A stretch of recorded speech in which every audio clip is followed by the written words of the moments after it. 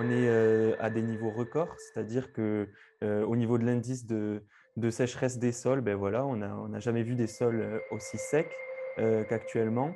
Et donc pour les prochains jours, on n'a pas vraiment beaucoup de précipitations attendues, même si quelques orages sont prévus sur le nord de la France à partir de demain.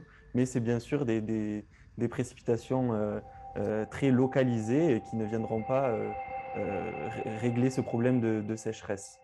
Et donc, pour les prochains jours et même pour la semaine prochaine, on attend toujours un temps très anticyclonique sur le pays, sans précipitation. Et donc, pour l'instant, on ne peut pas voir la fin de cette sécheresse. On a toujours ces hautes pressions qui impliquent une hausse des températures, avec un pic de température attendu pour aujourd'hui et aussi pour demain jeudi. Et donc des températures de l'ordre de 38, voire même 40 degrés, notamment dans le sud-ouest, mais aussi dans l'est de la France. Et donc ceci vient aggraver bien sûr la sécheresse actuelle avec toujours pas de précipitations sur le pays.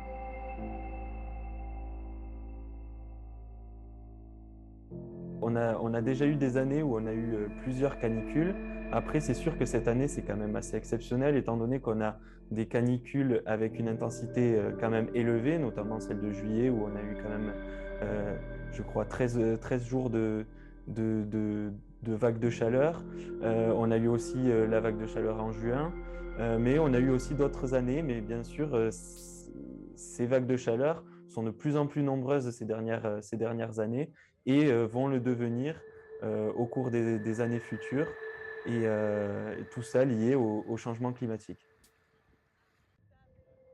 On a des situations météorologiques classiques, mais en fait, avec ce réchauffement de l'atmosphère, on se retrouve avec des températures plus élevées qu'auparavant. Et donc maintenant, c'est très facile d'avoir plusieurs jours d'affilée avec des températures très élevées et donc des vagues de chaleur.